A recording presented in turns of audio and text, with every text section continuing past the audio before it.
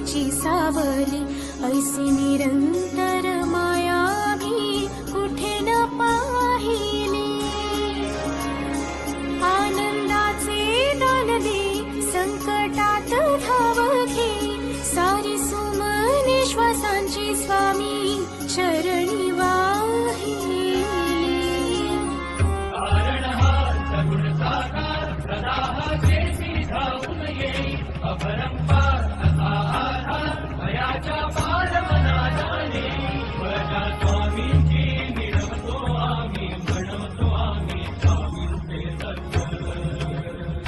Shri